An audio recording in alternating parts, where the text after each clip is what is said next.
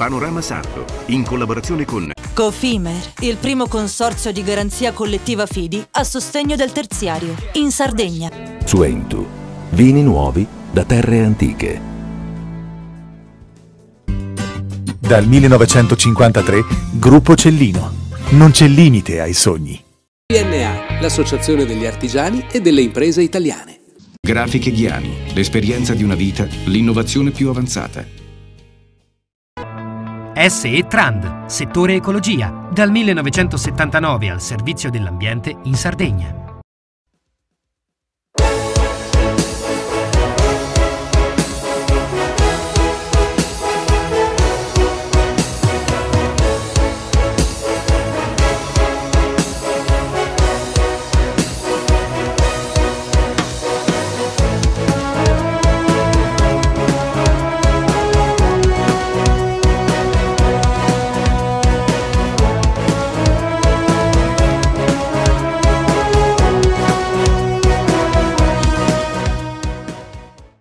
Anche questa settimana rimaniamo sui temi che riguardano il sindacato. 7 giorni fa è stato nostro ospite il segretario generale della CGIL. Oggi avremo in apertura di trasmissione la CISL.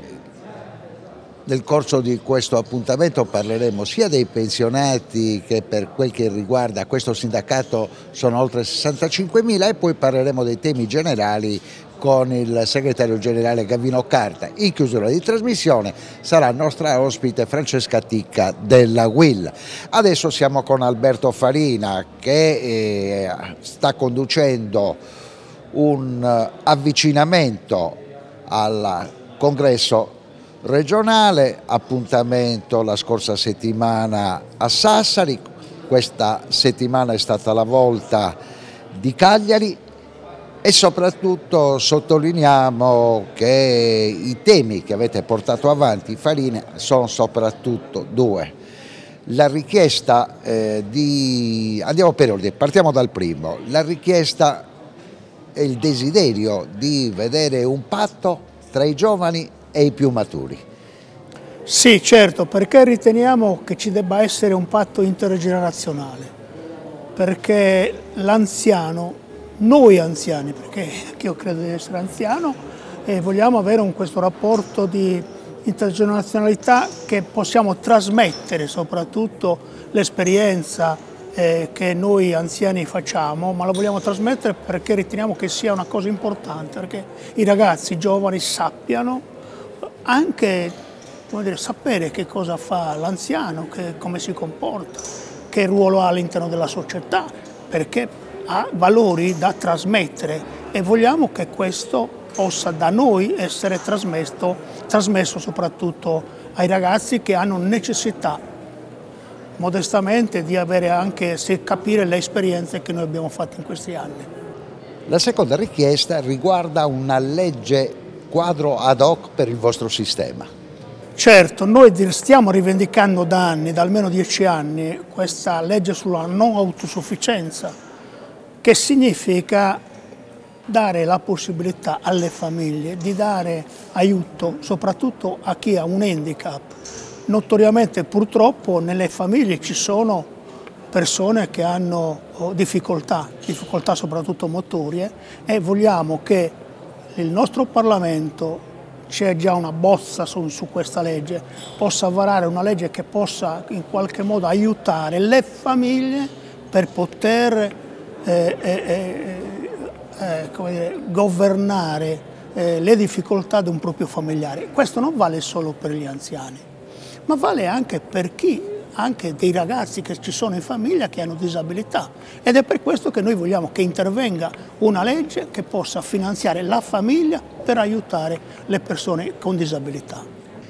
Lei sia a Sassari che a Cagliari ha sottolineato quanto sia stata grave l'incidenza dei 2 anni di pandemia per gli anziani, per i pensionati. Fortemente, fortemente, non a caso la più alta percentuale di decessi è avvenuta in una fascia degli anziani, e questo anche in ragione che molti anziani per questa pandemia non hanno potuto curarsi, per cui le strutture ospedaliere erano in questi 2 anni intasate giustamente, diciamo noi, da questa pestilenza che ci sta attanagliando da oltre 2 anni, ma che è successo? È successo che molti anziani, non avendo la possibilità di curarsi, non avendo la possibilità di fare visite specialistiche, non avendo la possibilità di essere ricoverati, sono deceduti per altre ragioni. Non si muore solo di Covid, si è morto anche per queste patologie, soprattutto quelle oncologiche. Vorremmo, ecco, questo è l'auspicio che noi facciamo, io questo dirò e ho detto sempre nei congressi, negli 8 congressi che ho fatto, noi vorremmo che ci sia un'attenzione maggiore da parte della giunta regionale, non solo della giunta ma del consiglio, della difficoltà che noi anziani abbiamo in questo periodo. Lei mi conferma che la percentuale dei Novax tra il mondo dei pensionati e dei più maturi è la più bassa in assoluto? Assolutamente sì, perché l'anziano ha colto soprattutto la gravità di questa malattia. E quindi su questo l'anziano sta andando e continuerà ad andare per il vaccino. E le dirò che anche dal modo in cui io in tutti questo mese ho fatto gli 8 congressi territoriali, percepivo la necessità che la persona anziana aveva necessità di essere protetta attraverso che cosa? Attraverso il vaccino. E noi come organizzazione, fra l'altro, siamo perché ci sia un obbligo vaccinale, come CISL lo stiamo dicendo da anni, finalmente c'è stato un primo passo, questo degli over 50, ma vorremmo che questo ci fosse anche per un'età inferiore ai 50 anni.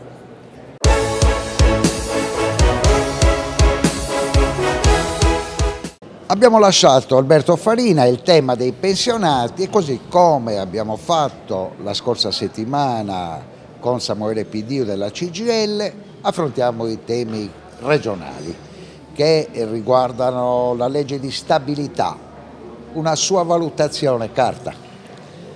Ma la legge di stabilità intanto è stata editata in piena solitudine, direi in maniera autoreferenziale ancora una volta, e siamo alla terza.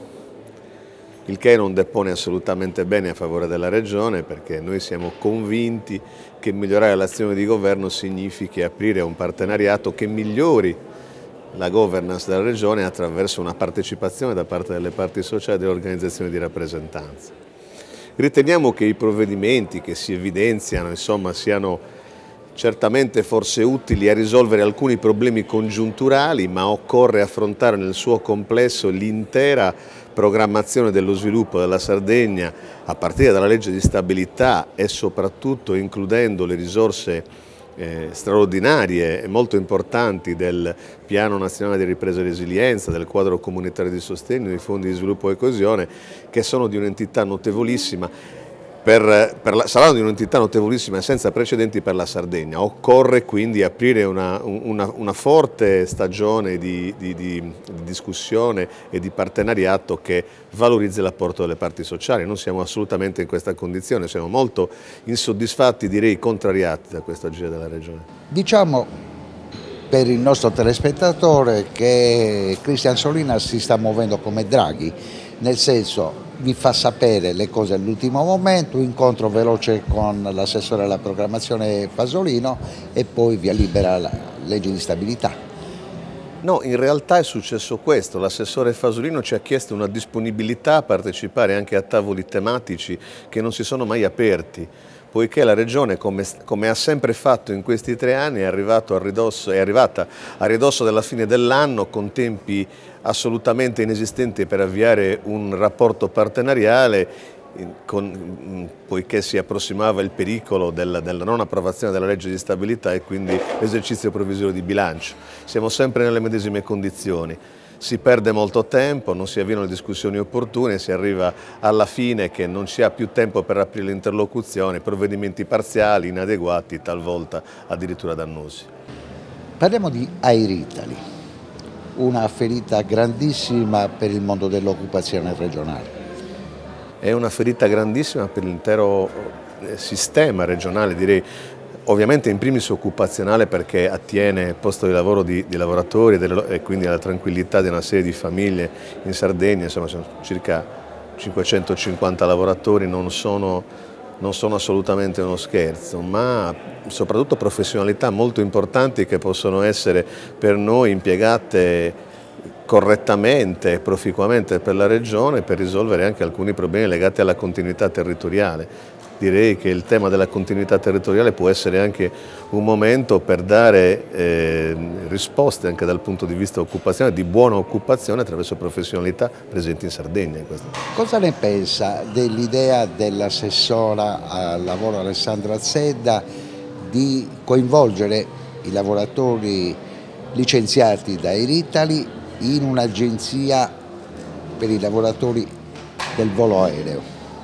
Ma mi sembra una proposta fatta da un operatore attento e sensibile quale assessore rispetto ai temi del lavoro e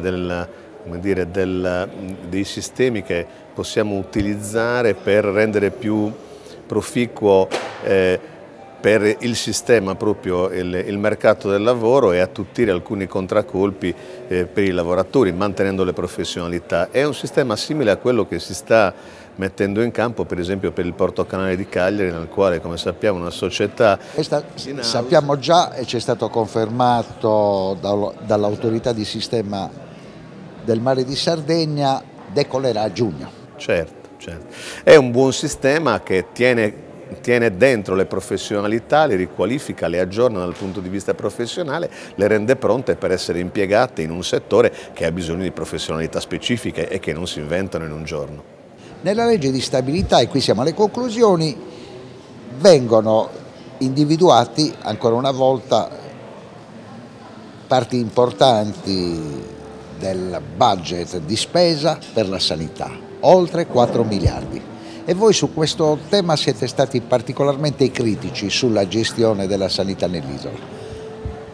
Beh, lo siamo anche qui, a partire dal fatto che occorre anche su questo tema aprirsi rispetto alla governance dei problemi non solo contingenti, ma anche ai temi di una buona programmazione della sanità, non solo in termini di infrastrutture, in termini di servizi ospedalieri, ma anche in termini di sanità territoriale. Mancano ancora all'appello 170 medici di base, c'è un grosso problema sulla programmazione delle figure sanitarie, a partire da quelle apicali con i medici, ma anche i parasanitari sono un'altra parte del problema. Occorre anche qui che sulla sanità, oltre che stanziare risorse anche in programmazione che poi magari spesso non riusciamo a spendere, occorre fare un piano di intervento immediato con risorse che vengono spese subito e fare una buona programmazione che dia una risposta poi strutturale e duratura nel tempo a un problema, a un tema, quello della sanità, che è il numero uno ovviamente perché riguarda la salute dei cittadini.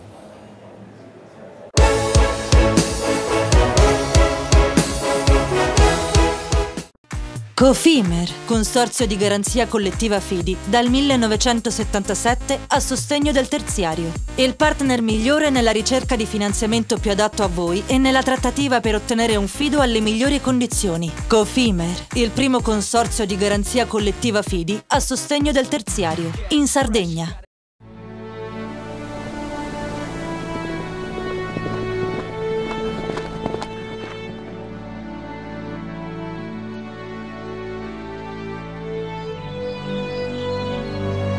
Nel cuore della Sardegna esiste un luogo dove natura e bellezza si incontrano. È qui che nascono i vini della cantina Suentu. Suentu, vini nuovi da terre antiche. Fai impresa, la fai bene, meriti credito. Le garanzie diventano importanti. Il fondo di garanzia agevola il tuo accesso al credito. Se una banca ti presta denaro, hai garanzia a prima richiesta. Se ottieni 100, la garanzia copre fino a 80. La maggior parte delle garanzie è gratis. Il dettaglio sul sito spheres.it. Tutto inizia da un amore. Le farine, i mangimi, la pasta, le fette biscottate, la distribuzione e l'ospitalità. Dal 1953, Gruppo Cellino. Non c'è limite ai sogni. Difficile rapporto con le banche? Conta su CNA. CNA, l'associazione degli artigiani e delle imprese italiane. Siamo la più grande industria tipografica della Sardegna. Dall'81 stampiamo tutte le tirature, su tutti i supporti e con le tecnologie più avanzate del settore, garantendoti elevatissima qualità e la più totale dedizione e cura. Grafiche Ghiani, l'esperienza di una vita, l'innovazione più avanzata. Setrand, settore ecologia. La Setrand, leader in Sardegna nel settore ambientale, si rivolge alle amministrazioni pubbliche e alle aziende dell'isola. Mettiamo a disposizione la nostra struttura organizzativa, fornendo un valido supporto per la gestione di tutti i rifiuti speciali, pericolosi e non pericolosi, in linea con la nostra certificazione EMAS. Dal 1979 al servizio dell'ambiente in Sardegna.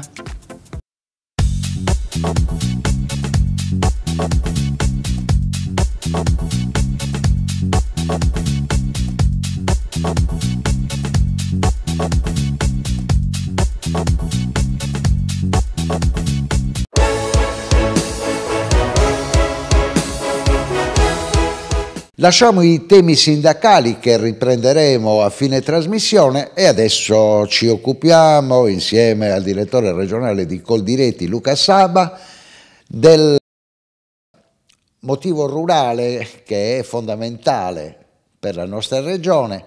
Com'è stato, Saba, il 2021 per il vostro settore? Ma diciamo che per quanto riguarda i consumi è andato abbastanza bene, è andato abbastanza bene anche per quanto riguarda i prezzi di vendita, soprattutto per il settore ovino, perché il formaggio, il pecorino romano è arrivato alla soglia alla fine del 2021 dei 10 euro, per cui forse anche alcuni dicono anche troppo alto, perché si deve stabilizzare su un prezzo che possa in qualche modo evitare che ci possano essere cadute, ma c'è stata una buona vendita dei vini, c'è stata una ripresa un po' generale di tutti i prezzi, però purtroppo ci troviamo che il post pandemia, se si può chiamare post pandemia, sta portando, almeno la prima parte della pandemia, sta portando alla validazione di un elemento che non si era tenuto in considerazione perché non si immaginava potesse succedere, cioè un aumento spaventoso, indiscriminato e ingiustificato anche delle materie prime. Questo riguarda, sappiamo, tutte le categorie produttive, non solo quella agricola, ma sta colpendo pesantemente anche le nostre aziende, per cui abbiamo un caro concimi, un caro mangimi, un caro gasolio, un caro legato in qualche modo anche a tutte le materie prime che possono servire per le campagne e ci sta veramente mettendo in grave difficoltà. Per cui diciamo buone le aspettative in termini di mercato, perché si stava riprendendo un pochettino anche rispetto a determinati settori, un po' anche i consumi stavano riprendendo, però siamo molto preoccupati di questo aumento indiscriminato delle materie prime. Andiamo per ordine. Abbiamo detto un momento assolutamente positivo per il prezzo del latte, per il confezionamento del pecorino. A cosa si deve la ripresa di questo prodotto? Ma intanto c'è stato un momento particolare in questi 2 anni di crisi dove la paura di rimanere senza cibo ha fatto sì che la gente si accaparrasse il cibo. Un po' è successo su tutti i settori dell'agricoltura. Chiaramente quelli che sono i consumi primari, ad esempio legato ai cereali, c'è stata una rincorsa al grano, all'accaparrarsi il grano, che ha fatto sì che il grano schizzasse in alto. Questa cosa si è portata comunque tutte quelle che sono materie prime che in qualche modo riguardano la produzione di cibo. Per cui in parte c'è questa e in parte ci sono delle dinamiche di mercato che bisogna seguire, bisogna analizzare, perché ancora oggi in realtà siamo dall'ultima crisi in qualche modo che era il 2016-2017 e sappiamo che le crisi sono cicliche, quindi la paura che il prezzo del pecorino possa crollare ce l'abbiamo tutta.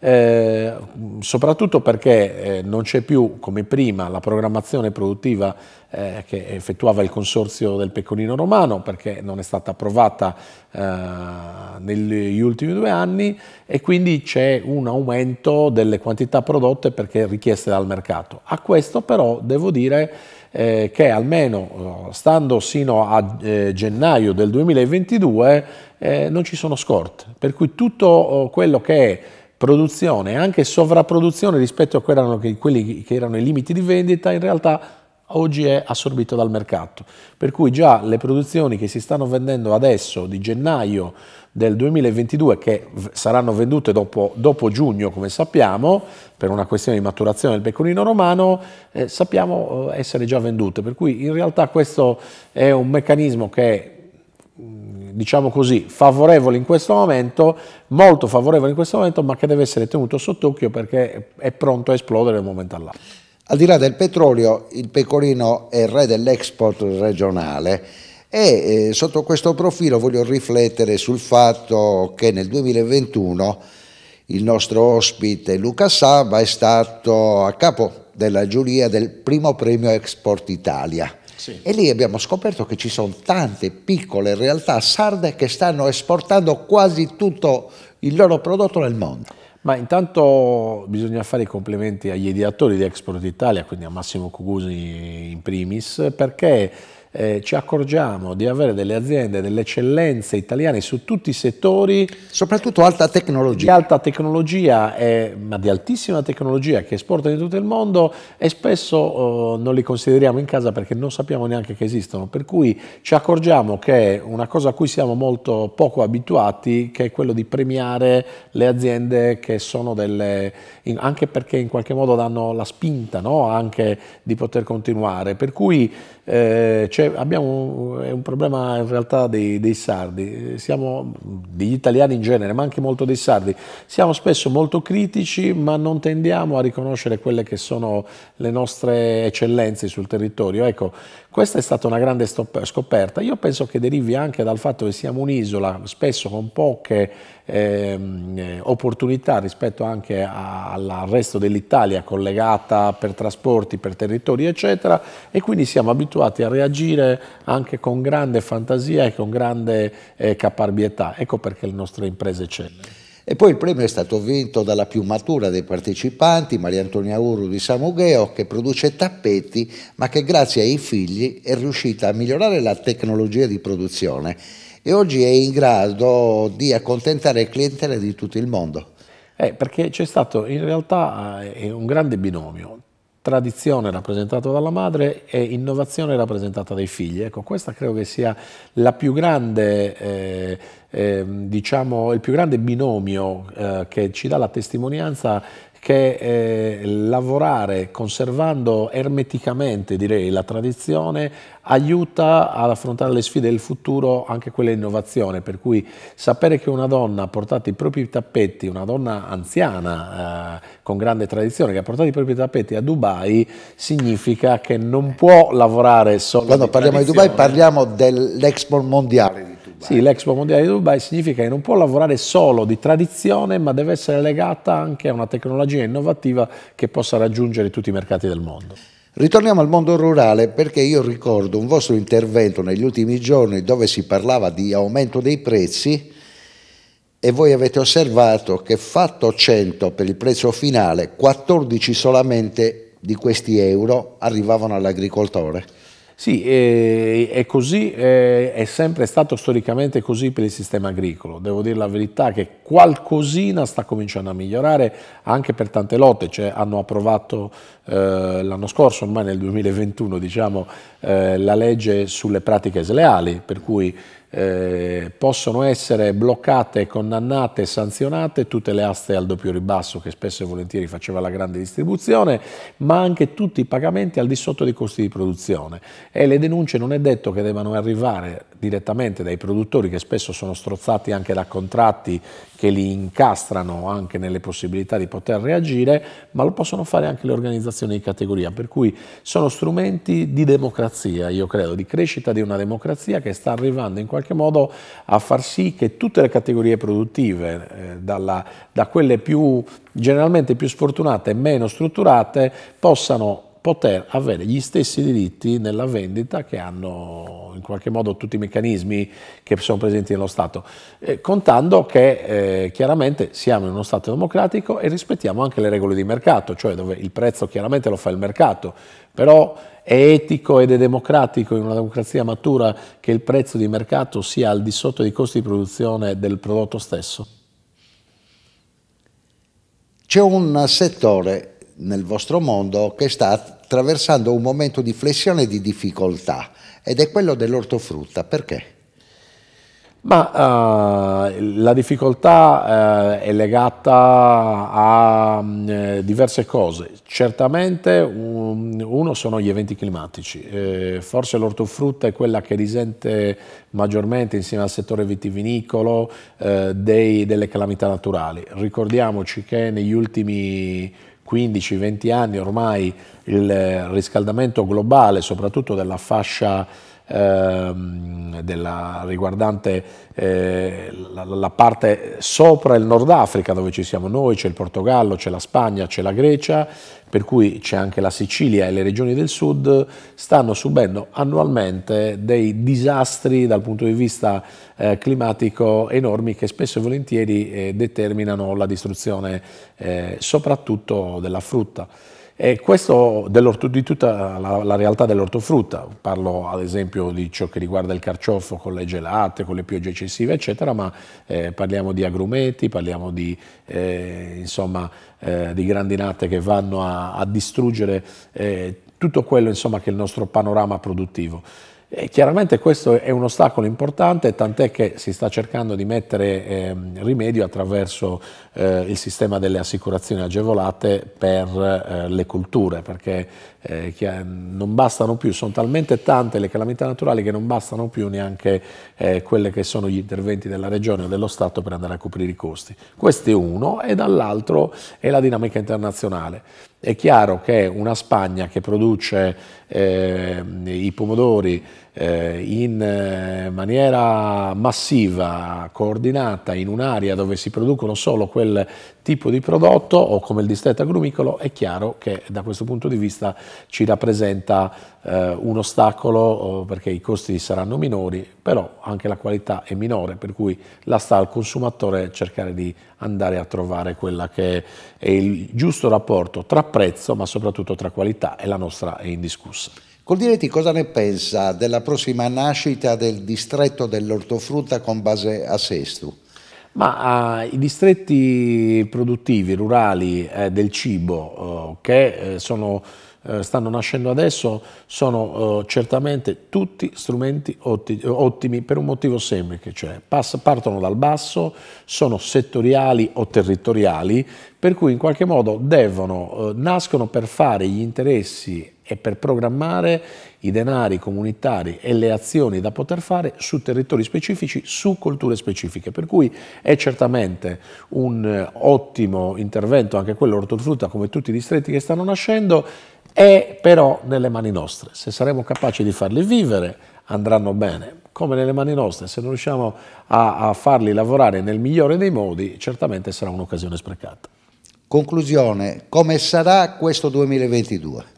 No, io sono un terribile ottimista, per cui diciamo da questo punto di vista io credo che nonostante la fase di incertezza, nonostante la grande fase di crisi che abbiamo e stiamo attraversando, siamo nella via di uscita. Abbiamo passato un periodo incredibile dove chiusura totale dei negozi, blocco dello Stato totale sembra superato. Aver superato questo significa probabilmente doverci rimboccare le maniche in maniera diversa, fare più sacrifici, stringere più i denti, ma lo vedo assolutamente positivo, e così deve essere anche nello spirito di tutti i sardi. Non si può partire col concetto del non ce la faremo, ma col concetto che ce la dobbiamo fare.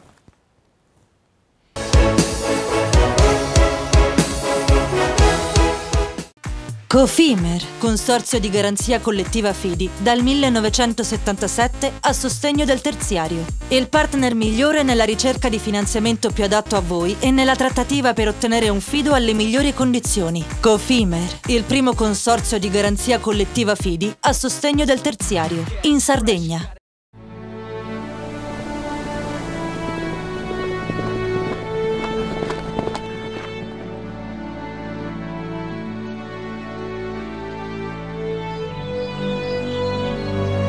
Nel cuore della Sardegna esiste un luogo dove natura e bellezza si incontrano. È qui che nascono i vini della cantina Suentu.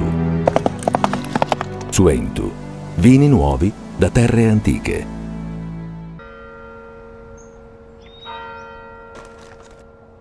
E tu?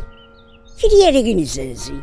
È nata la pasta Ercole.0, l'unica di filiera sarda al 100%, certificata dal grano alla tavola. Scopri il nuovo gusto Cellino nel tuo supermercato di fiducia.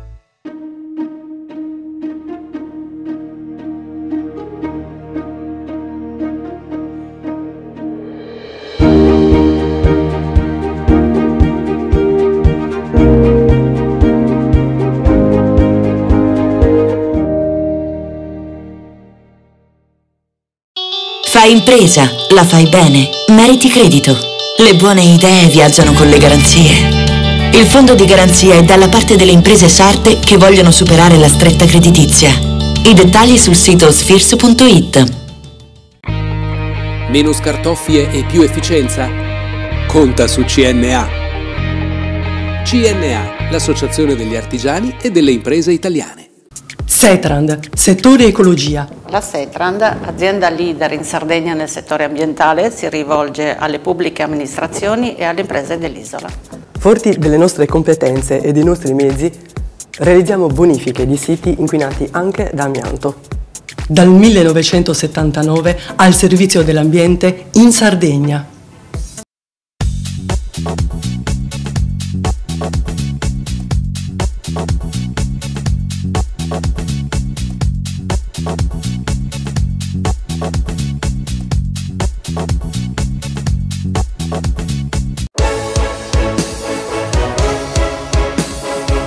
E siamo al 15° piano del T-Hotel, una delle vedute migliori della città di Cagliari, insieme al direttore dell'albergo che è anche da tanti anni consigliere di Confindustria Turismo, per fare un bilancio di quella che è stata la stagione 2021. Tutto sommato ritengo positiva. Sì, e soprattutto se l'analizziamo a quelle che erano le premesse e le promesse, che erano terrificanti. Alla fine, a maggio, quando si è cominciato a capire che poteva esserci un liberi tutti, o se non un liberi tutti comunque sia una possibilità di andare nelle località di vacanza, insomma la Sardegna ha fatto la sua parte e quindi abbiamo salvato una parte dei fatturati, una parte, bisogna essere chiari in questo. 2022, con quali obiettivi e prospettive? Obiettivi ovviamente di replicare aumentando ulteriormente quello che è stato il 2021 in termini di tassi di occupazione camere e quindi di fatturati e quindi conseguentemente anche di utilizzo di risorse umane oltre che di materie prime che derivano dal territorio, sempre facendo i calcoli, sempre facendo i conti con quelle che sono le possibilità e le disponibilità di muovere le persone in relazione a quelle che è l'andamento della curva della diffusione della pandemia con la quale abbiamo a che fare. Buone, secondo me, perché comunque, visto che credo in quello che fa la scienza, credo in quello che stanno dicendo gli scienziati, credo anche nelle loro capacità di prevedere, e qui i calcoli probabilistici giocano un fattore molto significativo, credo nel fatto che avremo nuovamente una stagione brillante, almeno per il periodo estivo. Probabilmente prima di rivedere andamenti e quindi distribuzione dei flussi lungo l'arco dell'anno come nel 2019 o 2018 passerà ancora del tempo. però una stagione vivace, ricca, ma breve, la possiamo sicuramente pensare, ci credo. Nell'ultima nostra chiacchierata eravamo preoccupati, e lo siamo ancora, per la continuità territoriale. Adesso abbiamo una compagnia iberica che sta gestendo il discorso. In precedenza c'era l'Alitalia, che io ricordo in questo albergo è stata di casa per almeno 20 anni.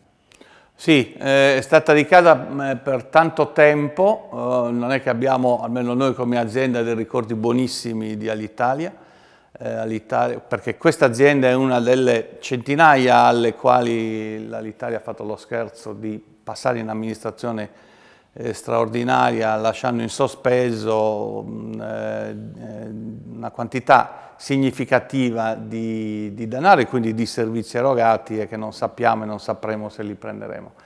Io ho visto con favore e con piacere il trasferimento di alcuni servizi, dei servizi di continuità in Volotea. Volotea è una compagnia giovane, snella, capace di reagire con una rapidità che non credo che avrebbe avuto posta nelle medesime condizioni all'Italia, che è molto più ingessata, molto più strutturata ed eccessivamente strutturata, e questo è uno dei motivi che probabilmente l'ha portata a portare i libri in tribunale.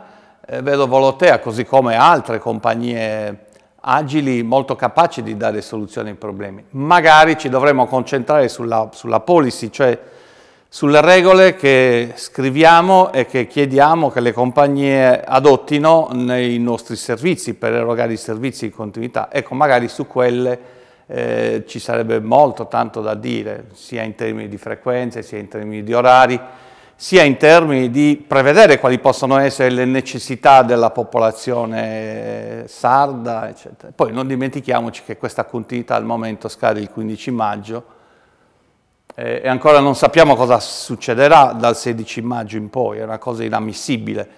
È almeno 10 anni che ragioniamo inutilmente, peraltro, di questi termini che vengono costantemente prorogati ed è una cosa gravissima, di una gravità estrema, quantunque fosse, se non ricordo male, ma non credo di ricordare male, uno dei principali obiettivi, se non il principale obiettivo di chi sta amministrando la cosa pubblica a livello regionale, è quello di dare una soluzione. Più che una soluzione possiamo di sicuro dire che c'è stata una regressione, quantitativamente parlando, dei servizi e quindi della continuità.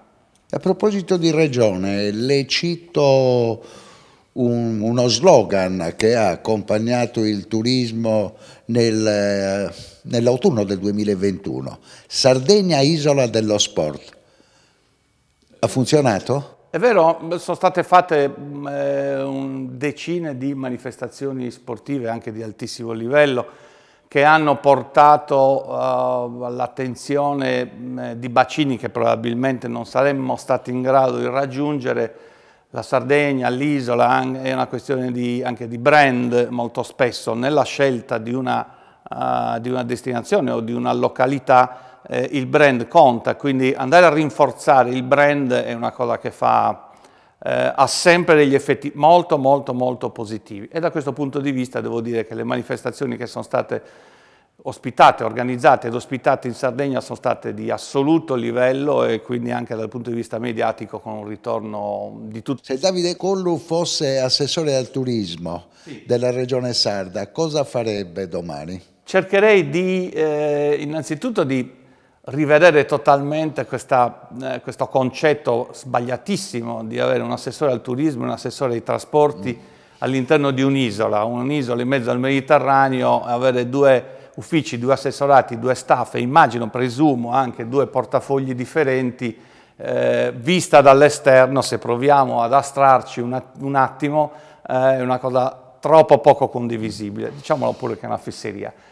Se fossi assessore al turismo farei azioni di brand, cercherei di aiutare il brand, quindi l'appetibilità della destinazione, con azioni che richiamino l'attenzione in questo momento sulla sicurezza, perché è comunque l'elemento di persuasione maggiormente importante. L'isola è un posto safe, e quindi comunicare la certezza che è un posto facilmente raggiungibile, ma questo è molto difficile da comunicare perché non è per niente raggiungibile, e contemporaneamente sicuro.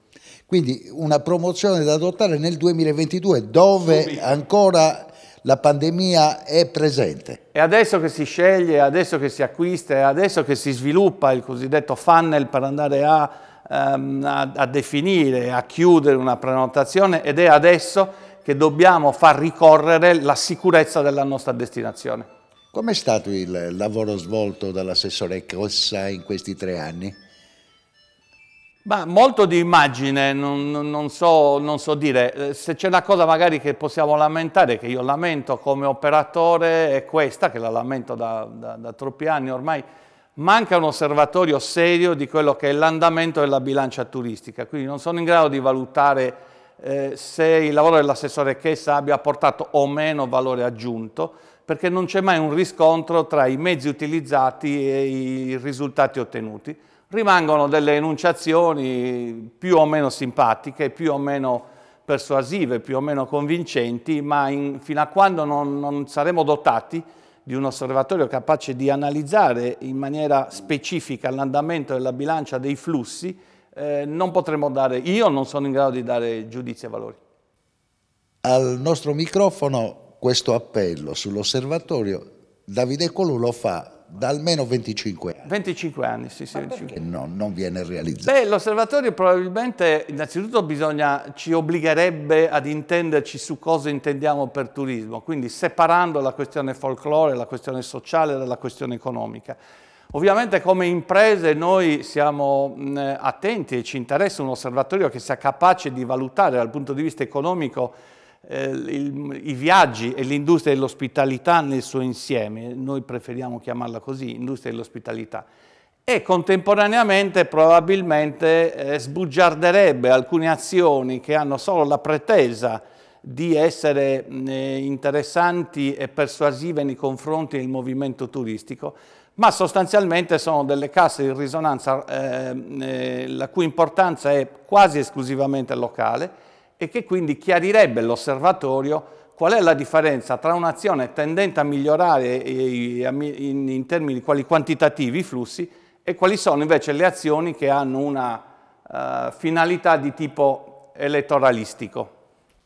Nel volgere dei prossimi 10 anni sorgeranno a Cagliari 5 alberghi di lusso. C'è l'esigenza, la necessità di puntare su questo target turistico? Ovviamente se si ha la capacità, quindi se le dotazioni naturali sono in grado di rappresentare un appeal sufficientemente forte, è chiaramente molto meglio anche per il territorio che ospita le imprese turistiche avere a che fare con turisti che hanno una capacità di spendita maggiore rispetto che minore. È maggiore il numero delle risorse umane necessarie, è maggiore la capacità di fare una formazione adeguata a quel tipo di livello, e quindi comunque la restituzione in termini di cultura d'impresa turistica per il territorio è migliore. Oggi non ci sarebbe la necessità, però è anche vero che se uno si guarda indietro di 40 anni non c'erano mai determinate necessità. Diciamo che probabilmente riusciamo a concorrere per migliorare il ventaglio dell'offerta e quindi conseguentemente essere maggiormente attrattivi in un mercato che è effettivamente sempre maggiormente competitivo e quindi sempre più difficile. Immagino solo gli aspetti positivi dell'affollarsi su una località come la nostra, sempre rimarcando una questione fondamentale. La raggiungibilità della località o della destinazione è una precondizione affinché si sviluppi un'impresa di industria dell'ospitalità. Non è il contrario, non ho una domanda, costruisco per soddisfarla. No, la domanda si crea nella misura in cui quella località è raggiungibile, quindi torniamo a parlare di logistica, che rimane una precondizione essenziale senza la cui soluzione diventa sostanzialmente inutile parlare di nuove aperture. Grazie davvero. Grazie a voi. Collu, direttore del T-Hotel e consigliere di Confindustria Turismo. Grazie a voi.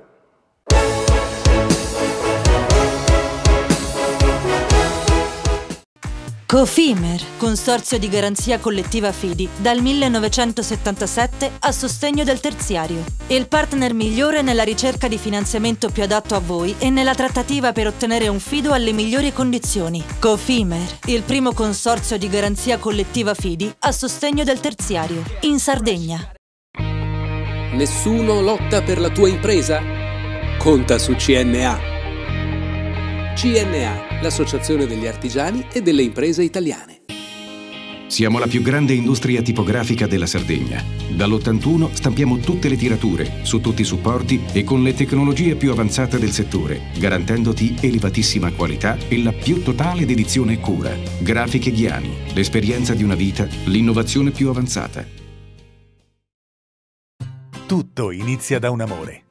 Le farine, i mangimi, la pasta, le fette biscottate, la distribuzione e l'ospitalità. Dal 1953, Gruppo Cellino. Non c'è limite ai sogni. Fai impresa, la fai bene, meriti credito. Non c'è solo il credito bancario. Con i mini bond e le cambiali finanziarie coperti dal fondo di garanzia, i tuoi progetti trovano nuovi investitori che credono in te. Contatta Spheres.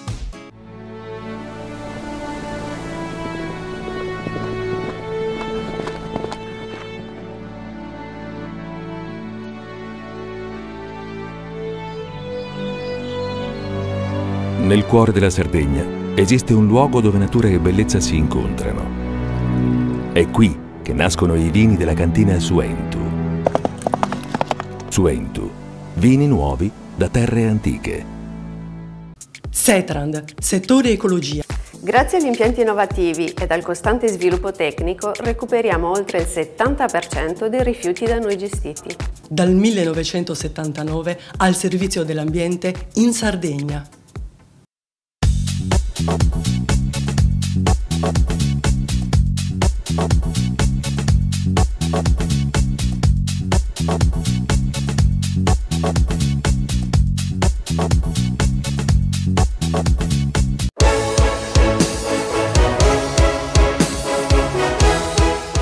E adesso siamo alle porte della Costa Smeralda con Tino De Muro, super manager, fondatore di una cantina che sta riscuotendo un grandissimo successo internazionale. Parliamo di Vigne sul Rao, una cantina che è nata con il nuovo secolo, col XXI secolo. La domanda è questa: da assessore all'agricoltura, presidente Antonello Cabras, avresti mai pensato di diventare vignaiuolo? Sinceramente no. Hai detto bene, la cantina nasce con il nuovo secolo, ma pensata nel secolo scorso, cioè nel 1998-99, e quindi messa in impianto proprio all'inizio di questo secolo. Tant'è che la prima vendemmia di prova 2004, con una performance già sui concorsi nazionali nel 2005. Che andava sul rosso a quei tempi. Inizialmente abbiamo iniziato proprio col rosso, col Cannonau e col Cabernet Sauvignon, però subito, immediatamente, vista anche l'esperienza, visto quello che avevo in qualche modo respirato durante la mia esperienza di assessore, che bisognava recuperare questo nostro territorio di Gallura, dove il Vermentino trova proprio il suo status, il suo terroir, come dicono i francesi. E tant'è che, se mi consente, voglio ricordare che proprio da assessore all'agricoltura, quindi è stato il primo a documentare e certificare geograficamente il Vermentino di Gallura, è corretto? Sicuramente, proponendo la DOCG, che è l'unica DOCG presente in Sardegna tuttora, perché abbiamo i tecnici dell'agricoltura in collaborazione con altri scienziati della vite, hanno messo in evidenza che il vitigno del Vermentino, nel territorio granitico della Gallura era una cosa speciale rispetto al resto dei vermentini d'Italia e della Sardegna stesso. Quindi la DOCG è stata meritata, tant'è che in un paio d'anni siamo riusciti ad avere questa referenza particolare che ha dato prestigio al nostro vino, al nostro vermentino, ma anche possibilità di battere mercati internazionali con un prodotto nuovo, proponibile e ben identificato. Un particolare, da uomo che veniva dal mondo delle costruzioni, imprenditoria che riguardava anche il turismo, l'esperienza da sindaco di Arzachena, come si è arrivati poi al mondo dell'agricoltura?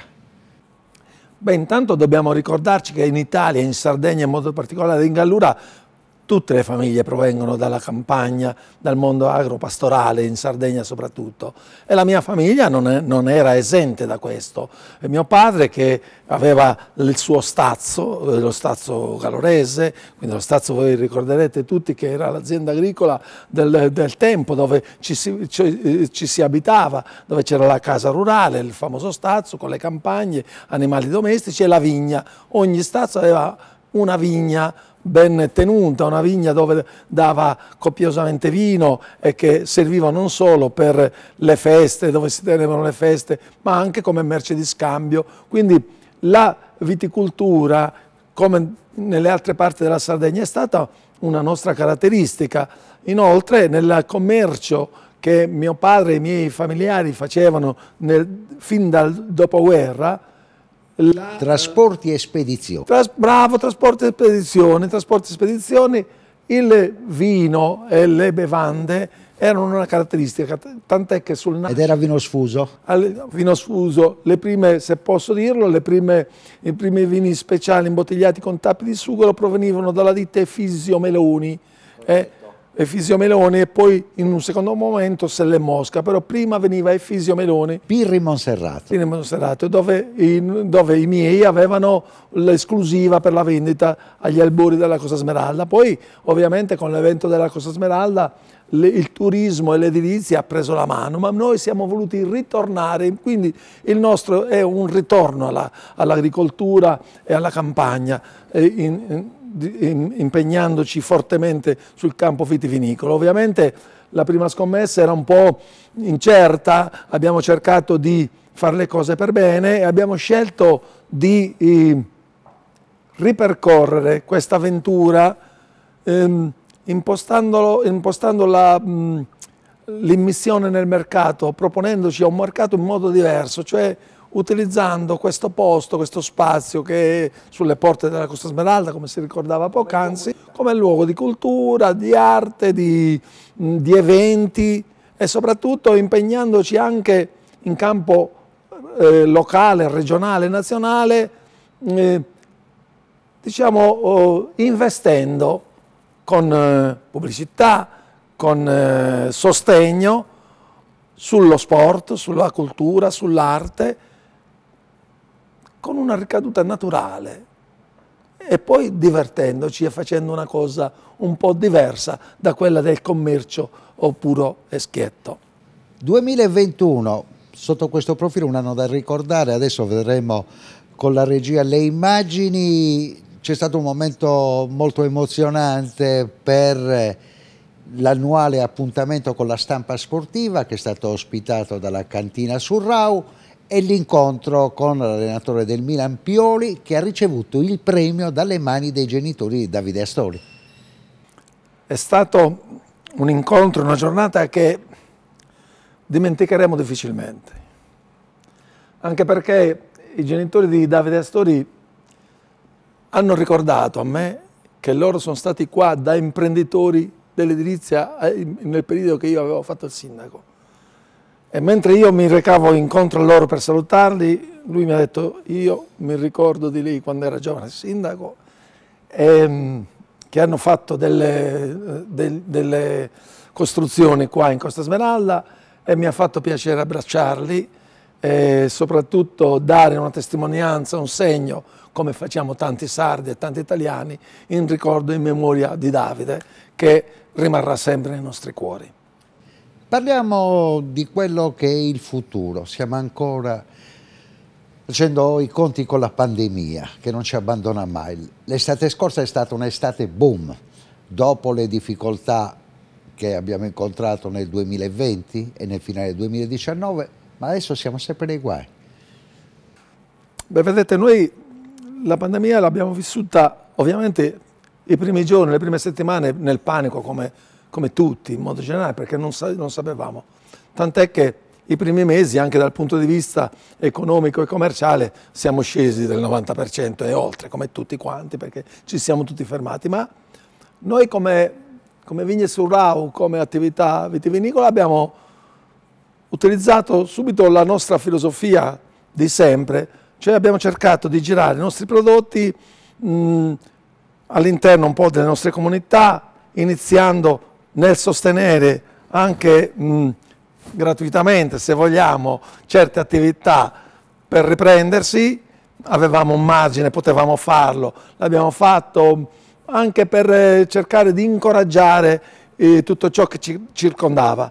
Abbiamo anche, non l'abbiamo detto, però lo dico giusto per sostenuto i medici, infermieri e tutto il personale nei vari ospedali e non solo sardi.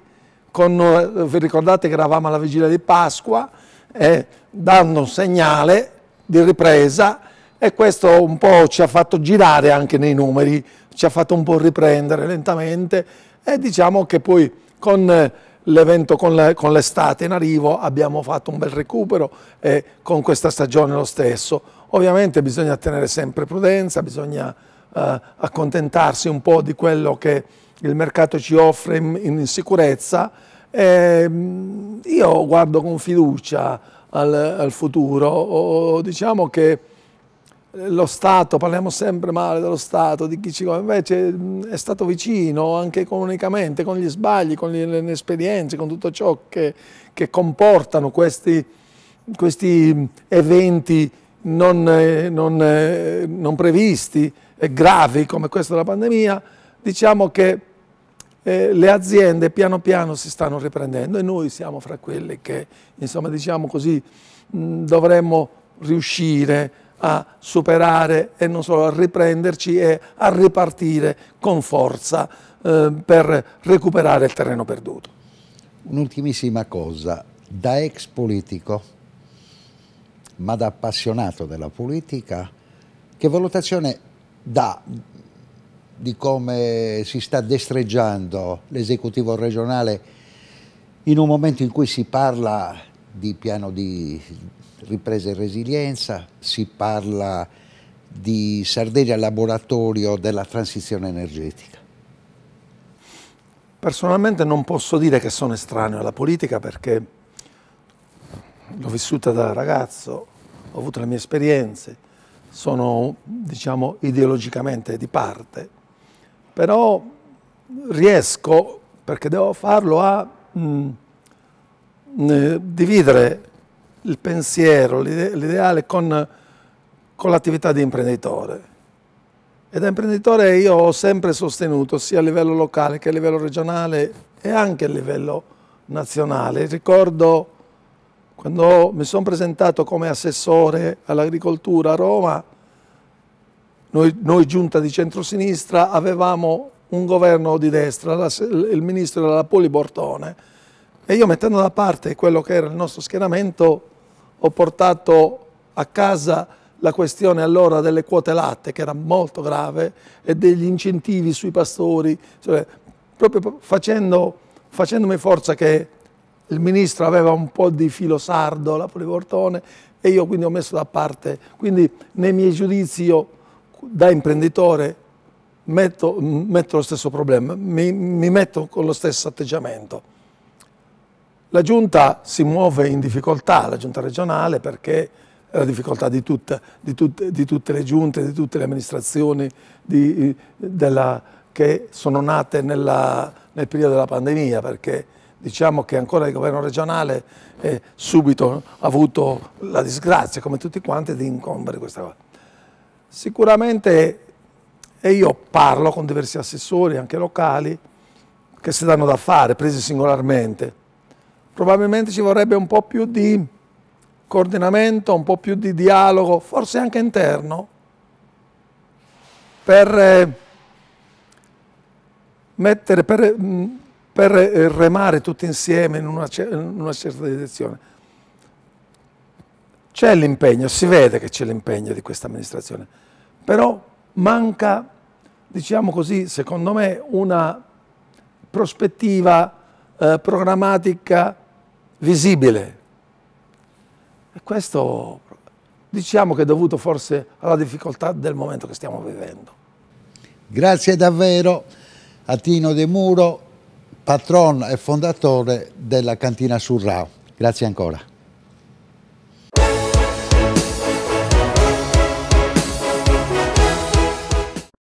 Cofimer, consorzio di garanzia collettiva Fidi, dal 1977 a sostegno del terziario. Il partner migliore nella ricerca di finanziamento più adatto a voi e nella trattativa per ottenere un fido alle migliori condizioni. Cofimer, il primo consorzio di garanzia collettiva Fidi a sostegno del terziario, in Sardegna.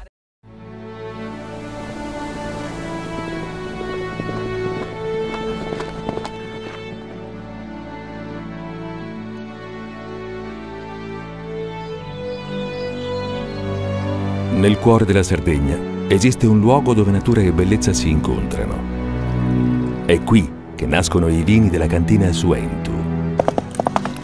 Suentu, vini nuovi da terre antiche.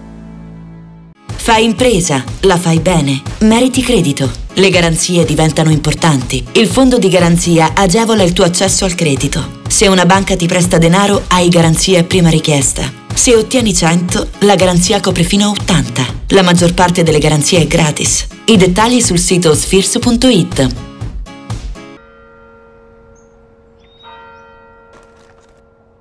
E tu? Filiere Ghinisesi. È nata la pasta Ercole.0, l'unica di filiera sarda al 100%, certificata dal grano alla tavola. Scopri il nuovo gusto Cellino nel tuo supermercato di fiducia.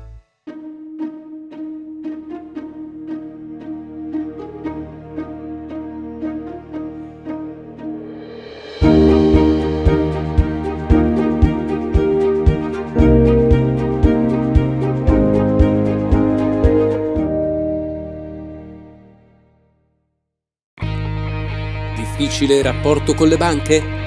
Conta su CNA. CNA, l'associazione degli artigiani e delle imprese italiane. Setrand, settore ecologia. Siamo in grado di attivare il pronto servizio ecologico in caso di emergenze con potenziale contaminazione delle matrici ambientali. Dal 1979 al servizio dell'ambiente in Sardegna.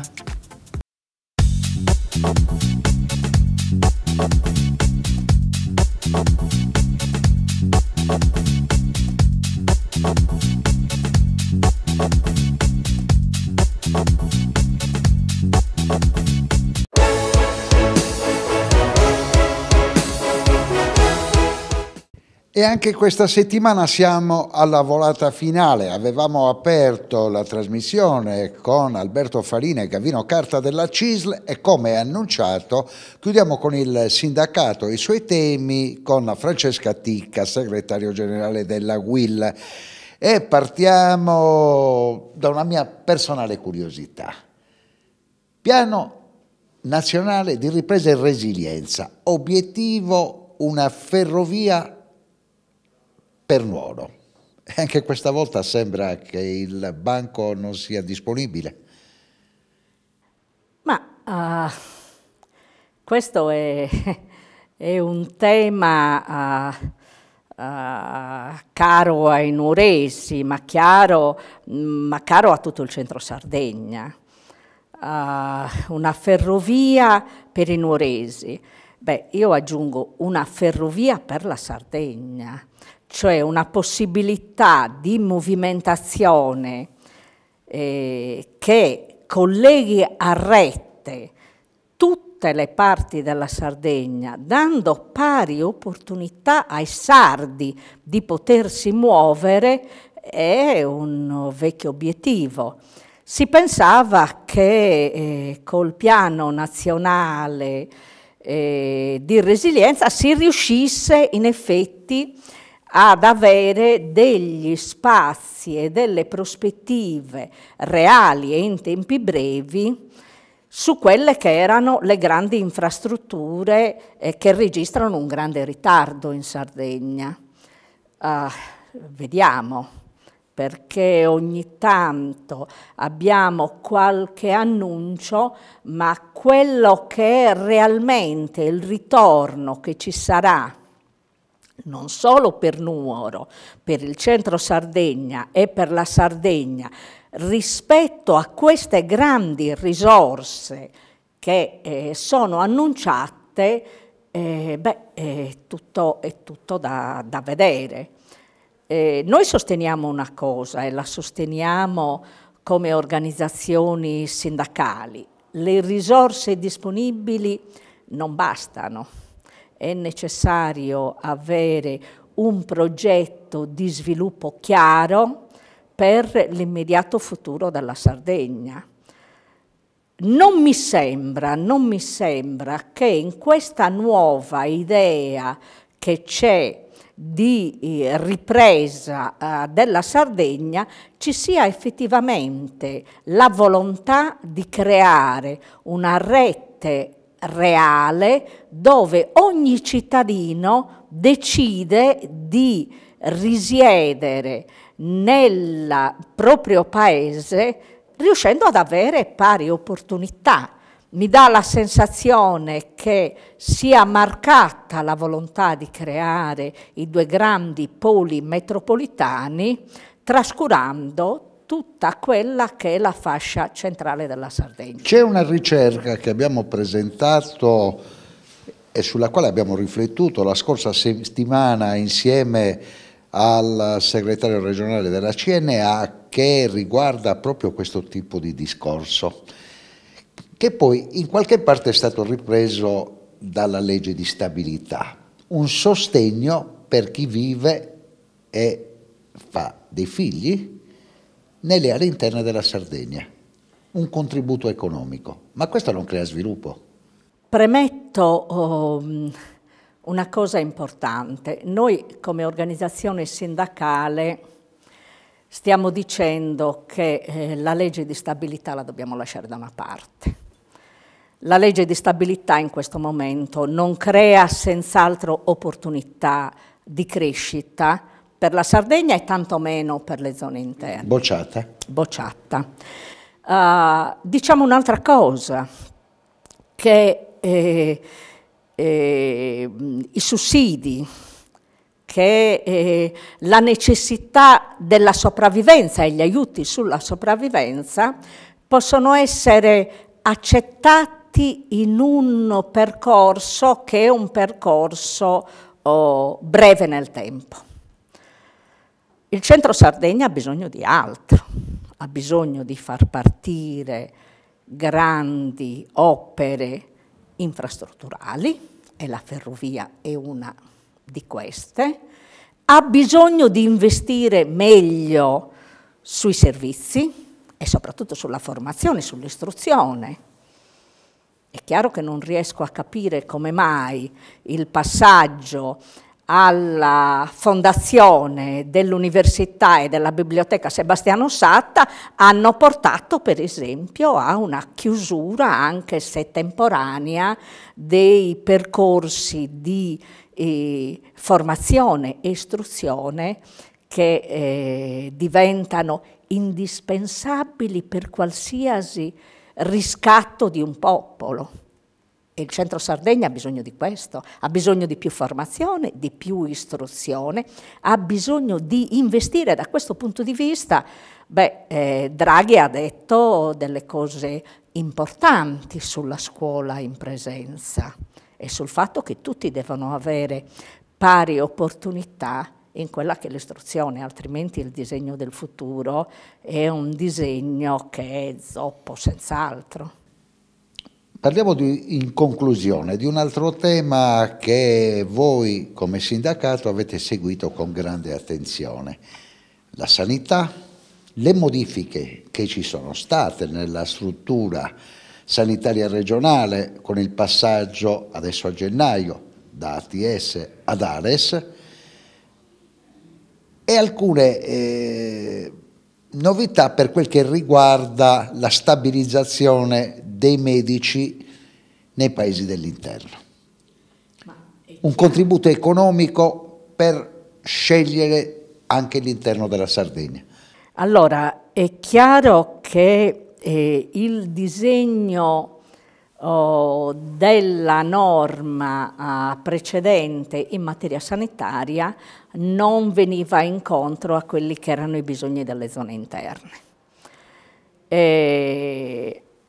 Dava la sensazione, e c'è la speranza, che il rivisitare il territorio possa in qualche modo agevolare alcuni percorsi sul diritto alla salute. Adesso vediamo, perché la sanità non detta normative rigide. La sanità deve essere una cosa che si adatta ai bisogni della gente. Il Covid, questa pandemia, l'ha dimostrato. Per anni la Sardegna ha ridotto e razionalizzato le risorse umane, le risorse economiche, per leggere quello che stiamo leggendo.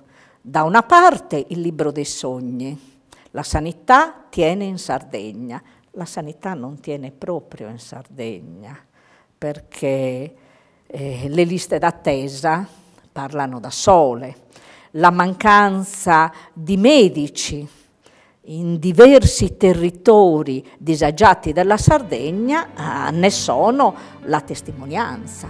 Qui nel centro Sardegna non si garantisce il diritto alla salute. Tutti i cittadini sardi non sono uguali per quel che riguarda le opportunità. Allora si tenta un altro esperimento. Un esperimento però che deve fare i conti con la disponibilità delle risorse umane. Non abbiamo investito come Sardegna abbastanza sulle risorse umane, su medici e personale paramedico. Abbiamo investito in altro forse abbiamo investito in macchinari che sembra esistano dentro il San Francesco di Nuoro, ma che non ha quelle che sono le risorse umane adeguate per mettere in moto le macchine. Allora c'è tutto un ragionamento da rifare e torniamo al discorso di quelle che sono risorse umane qualificate che non possono arrivare da altre parti del mondo, devono essere sarde. I sardi devono essere messi nelle condizioni di raggiungere quei livelli che sono quei livelli formativi e di istruzione necessari in questo momento per affrontare le sfide dell'immediato futuro. Questo discorso che è stato fatto per Nuoro è plausibile anche per Sassari, dove era stato previsto con un forte impegno economico un centro per la terapia intensiva ultramoderno e poi non ha avuto le autorizzazioni a partire in un momento come questo di grande difficoltà. Ma purtroppo noi abbiamo a che fare con la politica. Qualcuno dice siete il risultato del destino che voi stessi contribuite a costruire. Forse è anche vero, forse è vero che dobbiamo andare a costruire una classe politica che abbia i piedi per terra, che riesca a raccogliere quelli che sono i bisogni della gente, perché dà quasi l'impressione che stiamo vivendo e leggendo due libri completamente diversi.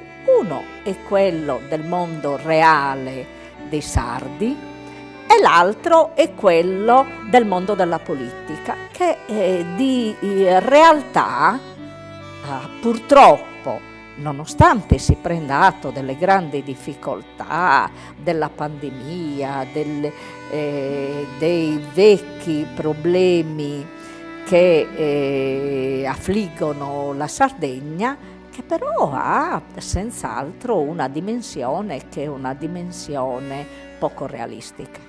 Grazie davvero Francesca Ticca, segretario generale di UIL Sardegna. Noi ci risentiamo la prossima settimana. Grazie ancora.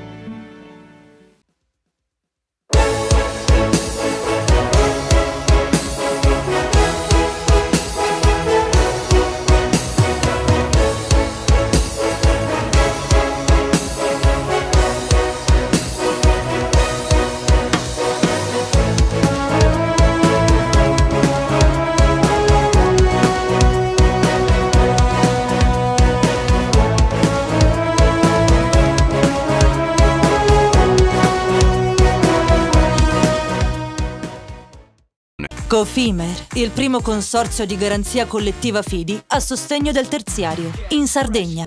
Suentu, vini nuovi da terre antiche. Dal 1953, Gruppo Cellino. Non c'è limite ai sogni. PNA, l'associazione degli artigiani e delle imprese italiane. Grafiche Ghiani, l'esperienza di una vita, l'innovazione più avanzata. SE Trand, settore ecologia, dal 1979 al servizio dell'ambiente in Sardegna.